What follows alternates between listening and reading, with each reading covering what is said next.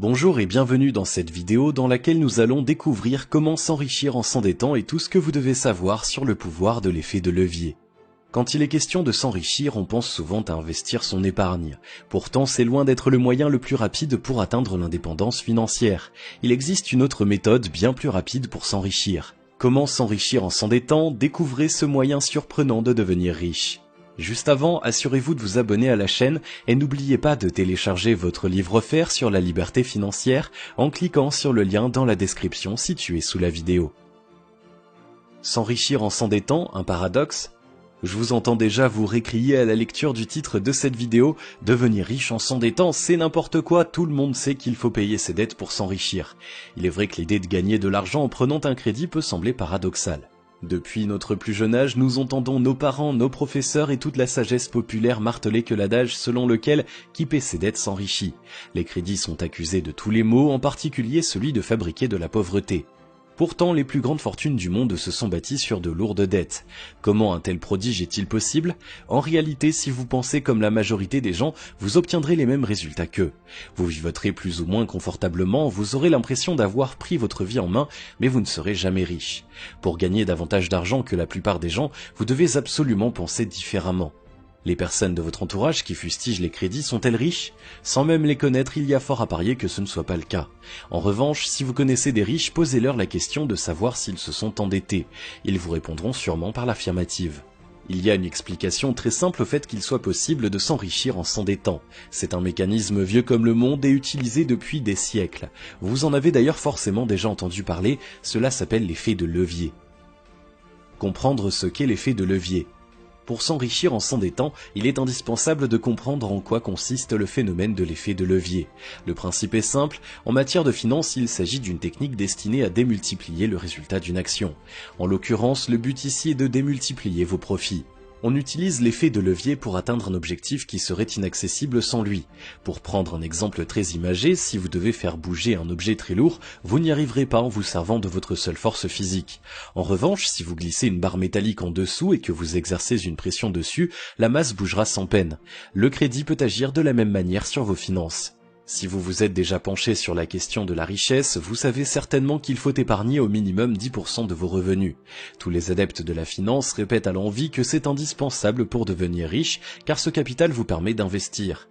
Ces mêmes experts vous recommandent d'ailleurs de faire des placements dans l'immobilier.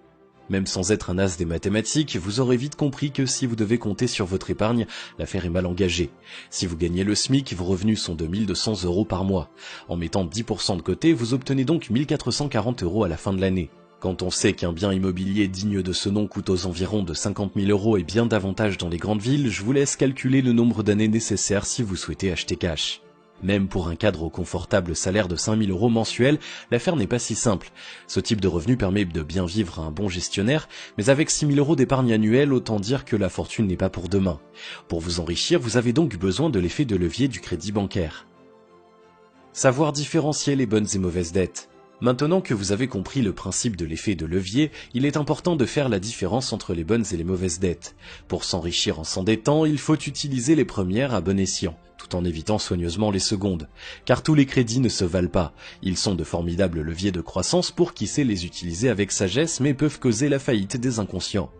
Commençons par parler des mauvaises dettes. Ce sont toutes celles qui résultent des crédits à la consommation, de paiements en plusieurs fois et autres cartes de fidélité assorties à des réserves d'argent. Ces dettes-là appauvrissent ceux qui les contractent car elles servent à acheter des biens qui ne rapportent rien. Pire, ces biens finissent par coûter de l'argent au moment de les entretenir ou de les remplacer. Des frais qui viennent s'ajouter à ceux occasionnés par le crédit qui a servi à les acheter.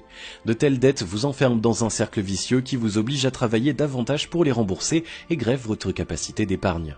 La tentation de souscrire un nouvel emprunt pour rembourser ce que l'on doit est grande et c'est le piège du surendettement qui se referme soudain. Les crédits renouvelables, aussi appelés crédits revolving, favorisent particulièrement le phénomène. En définitive, dans cette affaire, tout le monde s'enrichit, les commerçants, le banquier et les sociétés de recouvrement, sauf vous. Les bonnes dettes, à l'inverse, sont celles qui vous permettent de vous enrichir en investissant. Elles ne servent pas à acheter des biens de loisirs, mais des actifs destinés à vous rapporter de l'argent. Pour qu'une dette soit rentable, les bénéfices générés par l'actif acheté doivent être supérieurs au coût total du crédit, sans quoi l'opération n'est pas rentable. Pour se prémunir du risque de voir le taux d'intérêt grimper avec le temps, il faut impérativement choisir des emprunts à taux fixe remboursables par anticipation sans pénalité. Faire de tels emprunts vous permet de réaliser des placements que vous n'auriez jamais pu faire sinon, ou en tout cas pas avant vos vieux jours. Ce n'est pas l'argent de votre revenu principal qui va servir à les rembourser, mais les revenus générés par vos actifs. Votre budget et vos capacités d'épargne ne seront donc pas impactés. Cette méthode permet de s'enrichir en utilisant l'argent de la banque. Elle aussi y gagne puisqu'elle se rémunère avec les intérêts de l'emprunt.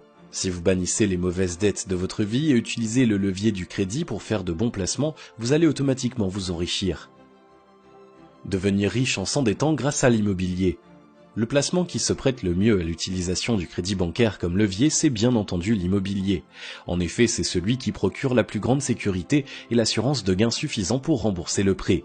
S'endetter pour acheter des actions ou d'autres produits financiers est beaucoup plus risqué et aléatoire. Ce n'est pas la solution que nous recommandons pour s'enrichir en s'endettant. Pour que votre opération immobilière soit rentable, elle doit respecter certains critères de rentabilité, faute de quoi vous en serez de votre poche chaque mois. La première chose à faire pour s'enrichir en s'endettant est de déterminer sa capacité d'endettement. Elle correspond à 33% de vos revenus, l'idéal est de rester en dessous de ce plafond bien entendu. Cette somme correspond à la mensualité maximale de votre futur crédit, assurance incluse. Servez-vous-en ensuite pour déterminer la somme que vous pouvez emprunter. De nombreuses banques proposent des simulateurs en ligne. Pensez à conserver une marge pour les frais de notaire. Maintenant que vous avez une idée du montant auquel vous pouvez prétendre, il est temps d'étudier le marché locatif de la zone dans laquelle vous souhaitez investir. Le but est de trouver un bien dont le loyer couvre la mensualité et les charges. Cela demande un peu de patience et de persévérance, mais elles sont largement récompensées une fois la bonne affaire dénichée.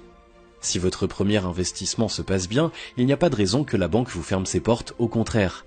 Répétez donc l'opération régulièrement pour faire grandir votre patrimoine. Vous serez rapidement à la tête d'un parc immobilier qui ne vous aura pas coûté très cher, puisque ce sont vos locataires qui remboursent vos emprunts. Avoir une situation financière saine, un préalable indispensable. Pour s'enrichir en s'endettant, il faut inspirer confiance à votre banquier. S'il a l'impression que vous êtes un mauvais gestionnaire, vous réduisez vos chances qu'il accepte de vous faire confiance. En matière de finances, l'affectif ne joue pas, seuls les chiffres parlent. La banque sait tout ce que vous faites de votre argent. Il faut donc commencer par lui donner des gages de sérieux si vous voulez vous lancer dans l'aventure. Il est temps de mettre de l'ordre dans vos finances et de devenir un client modèle. Révoquez votre autorisation de découvert, votre solde doit absolument rester dans le vert à partir d'aujourd'hui. De même, mettez en place un virement automatique vers votre livret d'épargne et mettez un maximum d'argent de côté. Le but est de prouver que vous savez vivre en dessous de vos moyens. Traquez les dépenses inutiles et les abonnements superflus. Soldez vos crédits à la consommation et évitez de faire apparaître des dépenses mal perçues telles que les jeux d'argent sur votre relevé de compte. Pour payer, vous devez maintenir cette discipline sur le long terme. Pas question de recommencer à dépenser à tort et à travers une fois votre emprunt obtenu. La richesse passe avant tout par de bonnes habitudes. Qui souhaite s'enrichir grâce au crédit doit être le gestionnaire le plus avisé qui soit. Préparez un dossier solide pour mettre le banquier de votre côté. Une fois votre situation financière assainie, il reste encore une étape cruciale à franchir pour convaincre la banque, présenter un dossier solide. Si vous vous contentez d'exposer votre dossier à un conseiller financier sans aucun chiffre ni document à l'appui, il y a peu de chances qu'il vous écoute. En vous accordant un prêt, l'établissement financier prend un risque. À vous de lui montrer qu'il est maîtrisé car votre projet tient la route. Faites le tour des agences immobilières et des petites annonces pour rédiger une étude de marché locatif dans le secteur de votre bien. Démontrez que les loyers qui y sont pratiqués sont suffisants pour vous garantir une rentabilité suffisante. N'oubliez pas que vos revenus locatifs ne doivent pas seulement couvrir la mensualité de l'emprunt, ils doivent aussi englober la totalité des charges et des impôts tout en vous permettant de dégager un léger bénéfice. C'est seulement à cette condition que le prêteur vous suivra. Ne tombez pas dans le piège qui consiste à surestimer le loyer que vous pouvez demander, sans quoi votre bien risque fort de rester vacant. Prenez le temps d'élaborer un dossier complet avec le maximum d'éléments possibles. Pour illustrer vos propos, calculs et graphiques sont les bienvenus. Plus vous en ferez, plus vous montrerez votre sérieux. Ne vous cantonnez pas à votre banque actuelle. Faites le tour des établissements et armez-vous de patience. En cas de refus, demandez-en poliment la raison pour rectifier le tir si un élément fait défaut. Et l'épargne dans tout ça ? Nous avons vu dans cette vidéo qu'utiliser l'effet de levier du crédit bancaire préserve votre épargne. Se pose alors la question de savoir qu'en faire. Pas question de la laisser dormir sur un livret à 0,75% d'intérêt. Elle a aussi son rôle à jouer. Cela peut sembler paradoxal, mais il est important d'avoir de l'épargne même quand on suit un plan qui consiste à s'endetter pour s'enrichir. Vous devez faire travailler votre capital à un taux d'intérêt qui soit supérieur à celui de votre emprunt. Si vous avez bien négocié, celui-ci doit être inférieur à 2%, c'est donc loin d'être mission impossible.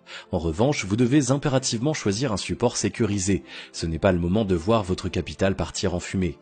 Laissez grandir votre pécule sans toucher à vos intérêts.